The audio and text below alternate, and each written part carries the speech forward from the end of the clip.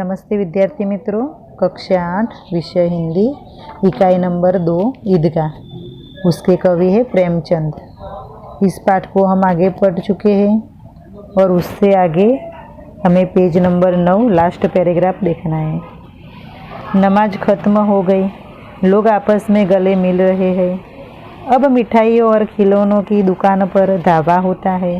ग्रामीणों का यह दल इस विषय में बालकों से कम उत्साही नहीं है। यह देखो हिंडोला है, एक पैसा देकर चढ़ जाओ। कभी आसमान पर जाते हुए मालूम होता है तो कभी ज़मीन पर गिरते हुए। क्या ज़मीन पर गिरते हुए मालूम होता है? तो हिंडोला। यह चरखी है, लकड़ी के हाथी, घोड़े और ऊंट छड़ों से लटके हुए हैं। किस पर लटके हुए हैं? तो चरखी पर लटके हुए हैं। एक पैसा देकर बैठ जाओ और 25 चक्करों का मजा लो। महमूद, मोहसिन, नूरे और सम्मी इन घोड़ों पर बैठते हैं और हामिद दूर खड़ा है। 3 पैसे तो उसके पास है, लेकिन अपने कोष का 1/3 जरा सा चक्कर खाने के लिए वो नहीं दे सकता है। નમાજ પૂરી થઈ ગયા પછી લોકો એકબીજાના ગળે મળે છે। ત્યારબાદ રમેકડા અને મીઠાઈની દુકાનો ઉપર લોકોના ટોળા જોવા મળે છે અને ગામના બીજા લોકો પણ ખરીદી કરવા માટે બાળકોથી પણ વધારે ઉત્સાહિત છે। અને આ રીતે મેળામાં ચકડોળ અને તે ચકડોળમાં બેઠેલા લટકેલા હાથી, ઊંટ, ઘોડા જોવા મળે છે। महमूद, मोहसिन, नूरे અને सम्मी ઘોડા પર બેસવા માટે ઉત્સાહિત છે, ખુશ છે અને ચકડોળમાં બેસવાનો એટલો જ આનંદ લે છે। જ્યારે આ બધામાં હામિદ દૂર ઊભો છે। એની પાસે 3 પૈસા તો છે, પરંતુ ચકડોળના થોડા જ ચક્કર ખાવા માટે તે પોતાનો એક પણ પૈસો ખર્ચવા નથી માંગતો। सब चरखियों से उतरते हैं, खिलौने लेंगे। इधर दुकानों की कतार लगी हुई है, तरह तरह के खिलौने हैं। सिपाही और गुजरिया, राजा और वकील, भिश्ती और धोबिन। वाह, लगता है अब बोलना ही चाहते हैं। महमूद सिपाही लेता है, खाकी वर्दी और लाल पगड़ी वाला, कंधे पर बंदूक रखे हुए मालूम होता है अभी कवायद किए चला आ रहा है। मोहसिन को भिश्ती पसंद आया, कमर झुकी हुई, ऊपर मशक रखे हुए, मशक का मुंह एक हाथ से पकड़े हुए कितना प्रसन्न है, शायद कोई गीत गा रहा है, बस मशक से पानी उड़ेलना चाहता है। બધા જ બાળકો ચકડોળનો આનંદ લઈને રમેકડાની દુકાનો પર રમેકડા ખરીદવા લાગી જાય છે અને ત્યાં કોઈ ભીસ્તી લે છે તો કોઈ વકીલ તો કોઈ રાજા ખરીદે છે। આ રમેકડા જોઈને એવું લાગે છે કે જાણે એ બોલતા હોય। महमूद सिपाही ले छे, खाखी वर्दी अने लाल पागड़ीवाळो, पण पोताना खभा उपर बंदूक राखीने परेड करतो होय तेवुं आपणने लागे छे। ज्यारे मोहसिन भिश्ती खरीदे छे, ए पण झुकेली कमर, पाणी कोईने आपी रह्यो होय अने गीत गाई रह्यो होय तेवुं आपणने देखाय छे। नूरे को वकील से प्रेम है।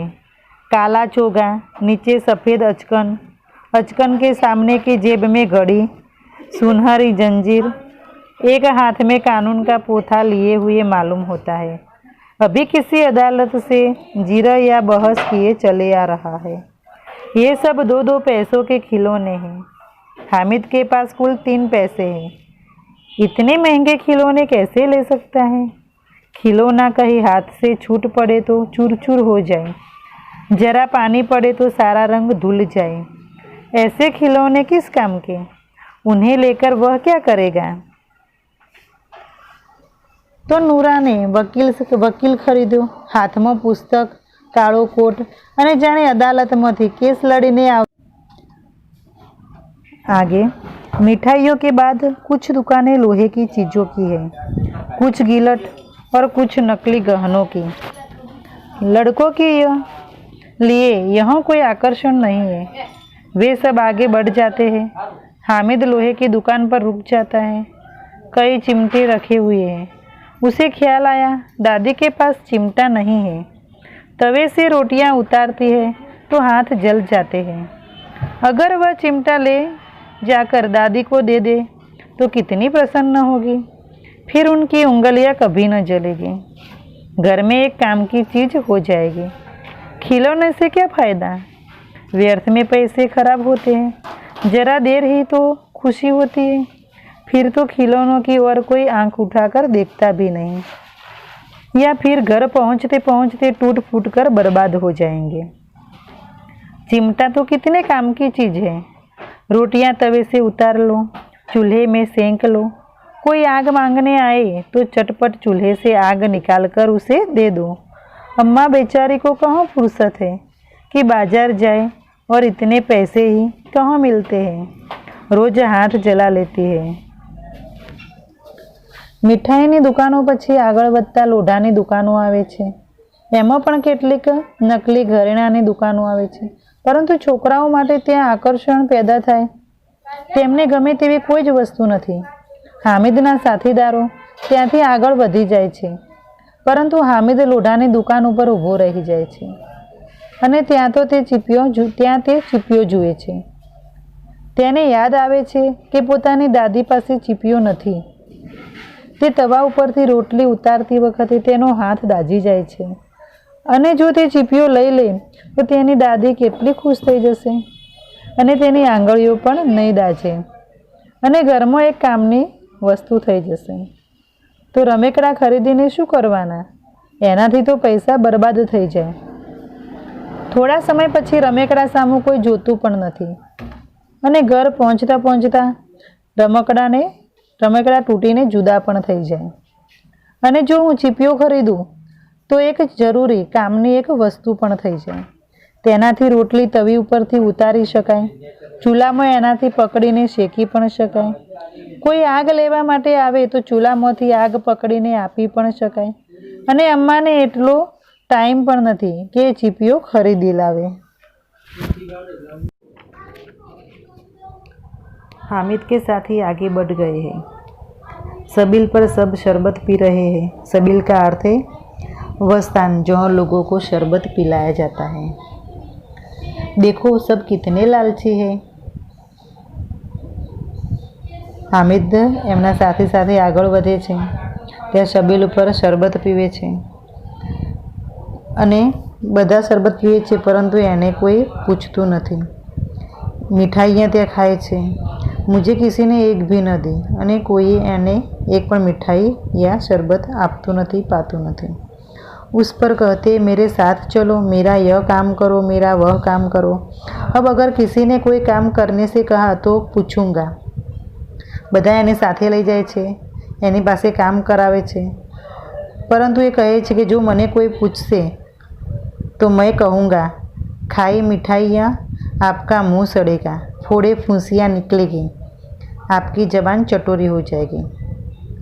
तमारू मोढू सड़से, तमारी जुबान એટલે કે જીભ ચટોરી થઈ જશે, અને જો તમને ઘરમાંથી પૈસા નહીં મળે તો તમે ચોરી કરતા પણ થઈ જશો અને માર પણ ખાશો। अम्मा चिमटा देखकर मेरे हाथ से लेंगी और कहेंगी मेरा बच्चा अम्मा के लिए चिमटा लाया है, कितना अच्छा लड़का है। इन लोगों के खिलौने पर कौन इन्हें दुआएं देगा। એટલે કહે છે કે રમેકડા જોઈને કોઈ दुआ આપતું નથી, परंतु अम्मा मुझे ये चिमटा देखकर दुआएं देगी। पर મોટા લોકોને दुआ આપેલી હંમેશા સફળ થાય છે, એટલે કે ભગવાનના દરબારમાં પહોંચે છે। मेरे पास पैसे नहीं है तो क्या है, मैं गरीब सही, किसी से कुछ मांगने तो नहीं जाता। हामिद કહે છે કે મારી પાસે પૈસા નથી તો શું થયું, હું ગરીબ છું, પરંતુ હું કોઈની પાસે માંગવા તો નથી જતો। બસ આપણે આપણો પાઠ અહીંયા સુધી રાખીએ અને આગળનો પાઠ પછી આપણે ચલાવીશું।